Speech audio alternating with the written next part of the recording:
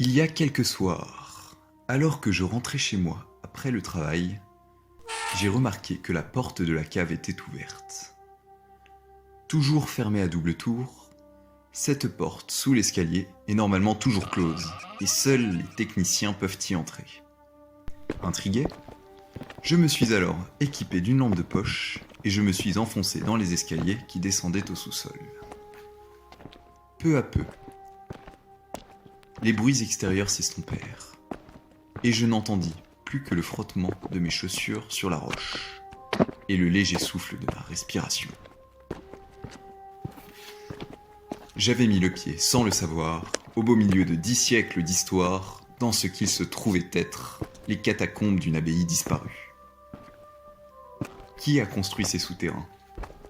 De quand datent-ils? Et qui trouve-t-on? Ce sont là des questions auxquelles nous allons tenter de répondre.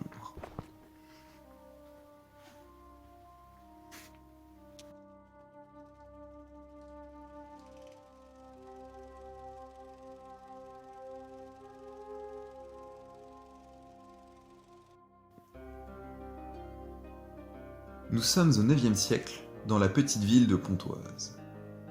À cette époque, cette bourgade est, comme son nom l'indique, un comptoir commercial sur les rives de l'Oise.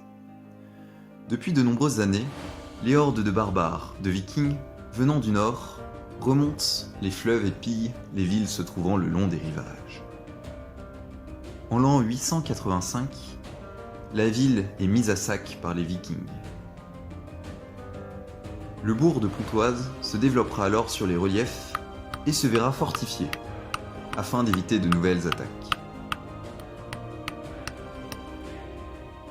Au XIe siècle, une abbaye bénédictine voit le jour sur les bords de l'Oise. Son nom lui vient de Saint Martin, qui, lors de son passage en Gaule durant le IVe siècle, serait passé de par Pontoise.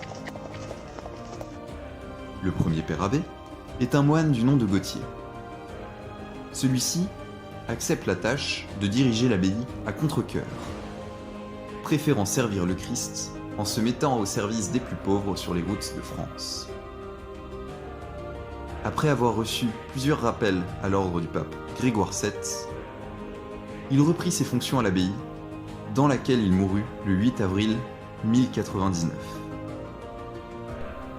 Sa dépouille fut enterrée dans une crypte souterraine du monastère, mais nous en reparlerons.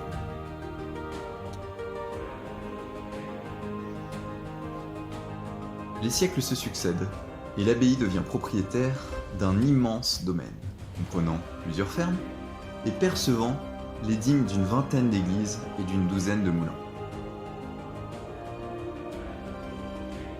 Mais au XVe siècle, les choses se gâtent pour l'abbaye.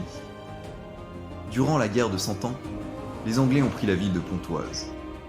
En 1430, le gouverneur anglais Ripley décide de sortir effectuer une mission de ravitaillement avec ses hommes dans la campagne environnante.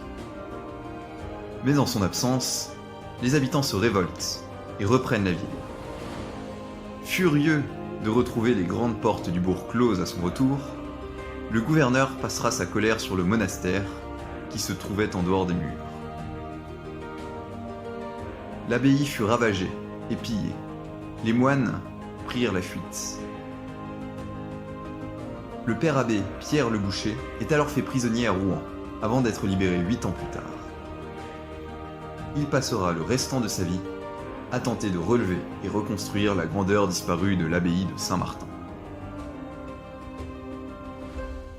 Au XVIIe siècle, l'abbaye fut rachetée par le cardinal de Bouillon, qui fut épris d'un tel amour pour le monastère qu'il y construisit un château. Le domaine traversa les âges pour devenir aujourd'hui l'école Saint-Martin de France, abritant ainsi un collège et un lycée.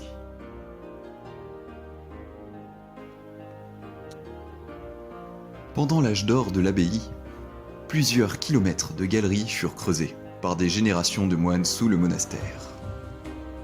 Cryptes cachées, tombeaux ou encore églises souterraines, ces galeries renferment bien des secrets. Il existe plusieurs accès pour y pénétrer, l'un d'entre eux se trouvant dans la cave du château. À 10 mètres sous terre, un long couloir taillé dans la roche, sur une longueur de 50 mètres, permet l'accès à une petite crypte. Le plafond est soutenu par plusieurs arches de pierre, datant du XIIe siècle. Plusieurs inscriptions ornent les murs. Certaines sont en latin, d'autres sont en grec ancien. Dans cette partie des catacombes se trouve le tombeau de Saint Gauthier. Celui-ci se trouve aujourd'hui dans l'église de Notre-Dame de Pontoise, mais l'inscription funéraire se trouve toujours là, gravée dans la roche.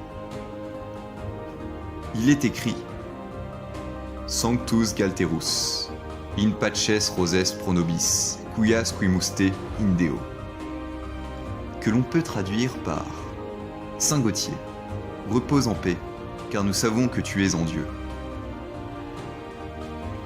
Sur la droite du tombeau se trouve une vieille galerie qui s'est effondrée avec le temps. Dans l'autre partie de la crypte, une galerie a été scellée avec une chape de béton.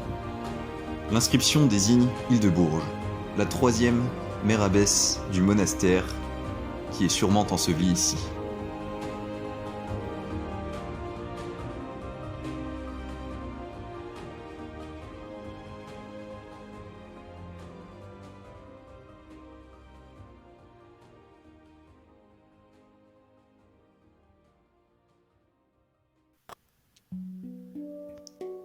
Sous nos pieds, sous la terre que nous foulons tous les jours, se trouvent encore des fragments de notre histoire. Les catacombes de l'abbaye de Saint-Martin sont en réalité bien plus vastes, mais certaines galeries, ayant 800 ans d'âge, se sont écroulées ou se sont fragilisées avec le temps. Il est important de se souvenir que notre société est le fruit de 2000 ans d'histoire et que nos mœurs, nos coutumes, notre savoir existent parce que nos ancêtres nous les ont transmis d'âge en âge.